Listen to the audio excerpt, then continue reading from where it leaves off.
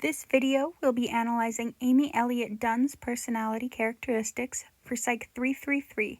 This presentation is by Ashlyn Keneally. Amy Elliott Dunn is the main character and antagonist of the novel by Gillian Flynn, Gone Girl. In this presentation, we will be covering three aspects of Amy's personality. Amy is a dynamic and multifaceted character with lots of levels to her personality, and all analysis and examples will be drawn from the 2014 novel by Gillian Flynn. The first aspect covered is neuroticism. Neuroticism is a part of the Big Five traits that claim to encapsulate each person's personality at varying levels. It is a trait known through strong negative emotions and is represented through emotional instability. It is associated with many negative social outcomes, including poor interpersonal relationships.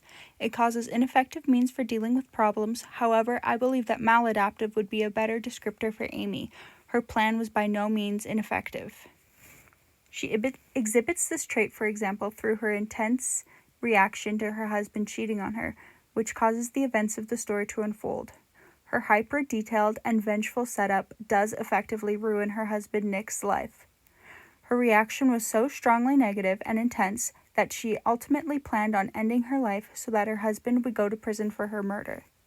She falls extremely high on the spectrum. She is extremely neurotic. We can explain her extreme neuroticism using Murray's motive perspective. From a motive perspective, neuroticism is explained as a heightened tendency to experience negative emotions and respond poorly to stressors, driven by a motivation to avoid punishment or negative outcomes rather than to approach rewards. Amy exhibits extremely high needs for both achievement and power. These needs affect her internal state as she's lacking in something necessary. Because her needs are so intense, so are her presses, affecting her external state and prompting her to satiate those needs. These presses also work for avoidance motivation, causing a strong drive to avoid negative emotions and perceptions. Their intensity is also what leads to her neurotic behavior. We see this, for example, when she exhibits an extreme avoidance motivation as she plans out her revenge on her husband to avoid being seen as weak or wronged. She wanted to come out on top and to avoid embarrassment or public scrutiny. Her extremely strong emotional reaction and instability motivated her need for power and achievement while avoiding negative perceptions. The second aspect of Amy's personality is narcissism. Narcissism, as a characteristic of personality, shows a high self-regard, arrogance, and need to feel admired by others. They usually make an amazing first impression. However, they exploit others, having a lack of empathy for those around them. Narcissists are very defensive and can become aggressive when threatened, both physically or socially.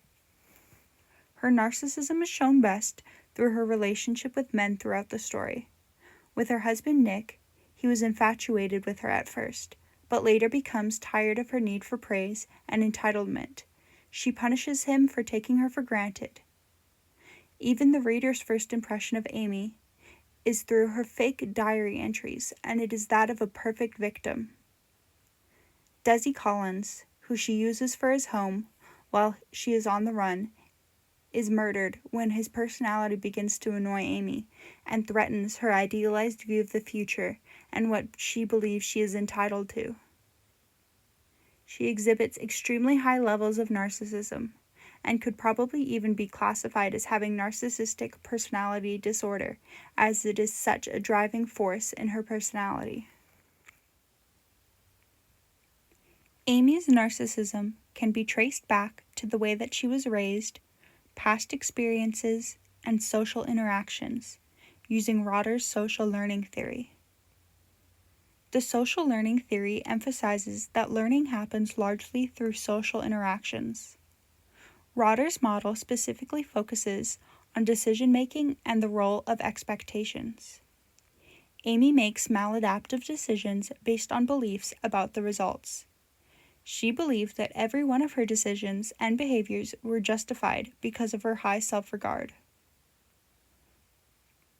Broader social learning theory suggests that narcissism can arise from parental overvaluation of children, leading to internalized, inflated views of themselves and superior and entitled personalities. Amy's parents were children's book authors, sourcing their material from her life.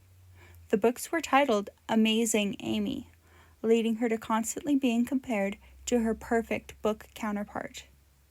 This caused her to constantly be modeling and imitating a perfect fictional character. Her social interactions were always doting because being called amazing her whole life. She went to private schools and her parents were New York millionaires.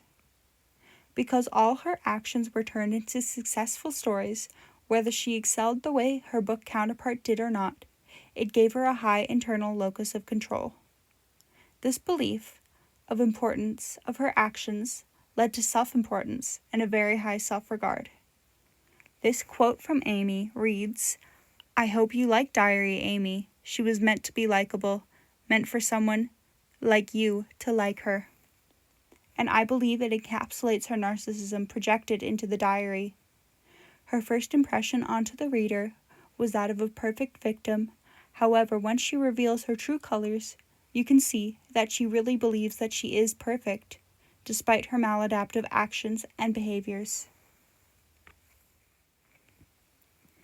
The third aspect is Horney's neurotic need for affection and approval. One of Horney's 10 neurotic needs defending against basic anxiety. Basic anxiety being a constant and unrelenting stimulus infecting all relationships. The need for affection and approval involves an indiscriminate need to please others, be liked, and live up to others' expectations, accompanied by a fear of rejection and criticism.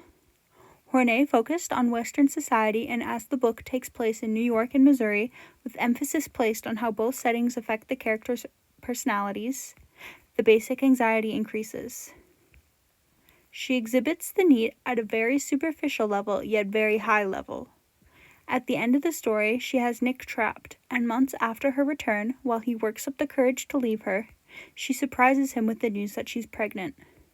This causes him to not just be trapped in the relationship, but actually wanting to stay with her, not just for the child, but because he is rocked by the force that she fights for him and the level that she knows him. She needs his approval and love because his rejection of her is what sparked her actions against him, and she fears that again. Therefore, she goes to the highest reach possible to secure their future, not only trapping him for public image, but gaining his affection.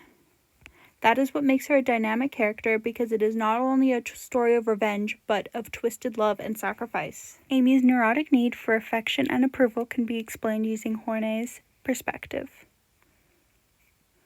Horney says that neurotics' need for love will lead them to searching for it in unhealthy ways, which ultimately works against them, leading to self-fulfilling prophecies. Her neurotic search for glory will never allow her to be happy with her relationships and image of herself, because the gap between her idealized self is too high, causing extreme self-hatred. Horney offers a feminine perspective, and Amy comments on the social expectations of women in her culture. She then goes on to degrade men in her story. In her past, for example, she has noticed her whole life how women shape themselves to fit into the culture of men who want to rule. She describes initially trying to fit into that role so that men and even her husband would like her, needing his love and approval. However, when he plans to leave her anyways, she deconstructs that view and adamantly opposes the cool girl image sought after in their society. She comments on the competition women face with each other as well as with their partner, often disappearing into them. Her personality shifts from the definition of what Horney defines as feminine into acknowledging that she is the opposite. Amy's personality is complex and dark, which is why so many people are drawn to her. She is objectively the villain in this story, but so is her husband in her eyes. Amy says, "He took and took from me until I no longer existed. That's murder." Gillian Flynn redefines what a murder is through her character Amy Elliott Dunn and makes the reader as well. She's neurotic, narcissistic, yet with a deep need for affection and approval. all which lead to a complex female villain who is morally gray.